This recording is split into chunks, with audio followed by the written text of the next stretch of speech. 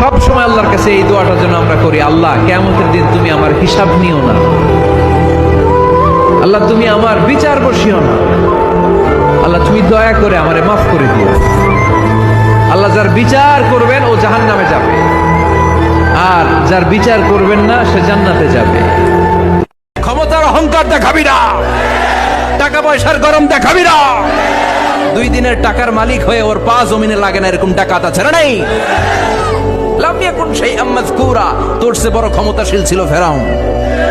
আল্লাহ ছাড় দিয়েছে, ছেড়ে দেয় নাই, ঠিক কি না? নমরুদরে ছাড় দিয়েছে, ছেড়ে দেয় নাই, ঠিক কি না? আবু জাহেলকে ছাড় দিয়েছে, ছেড়ে দেয় নাই, ঠিক কি না?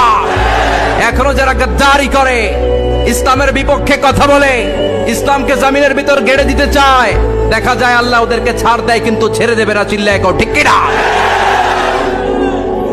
পৃথিবীতে কেউ তো স্থায়ী হয় না, হোক না সে ফেরাউন কিবা নমরুদ। কেউ ভাবে চিরদিন রয় না, কেউ ভাবে চিরকাল রয় না। কেউ থাকতে আসে নাই, এত বড় বড় দাপটওয়ালারা সব শেষ। আল্লাহ রাসূল সাল্লাল্লাহু আলাইহি ওয়াসাল্লাম বলেছেন 5টা বিষয় আসার আগে 5টা জিনিসকে কাজে লাগাও। তার মধ্যে একটা হচ্ছে শাবাবাকা ক্বাবলা হারামিক, বার্ধক্য আসার আগে যৌবনকে কাজে লাগাও। সিহহাতাকা ক্বাবলা মারাদিক, অসুস্থতা আসার আগে সুস্থতাকে কাজে লাগাও। গিনাকা ক্বাবলা ফাকরিক, গরীব হয়ে যাওয়ার আগে তোমার ধনাঢ্যতাকে কাজে লাগাও। ফারাগাকা ক্বাবলা শুগলিক, ব্যস্ত হয়ে যাওয়ার আগে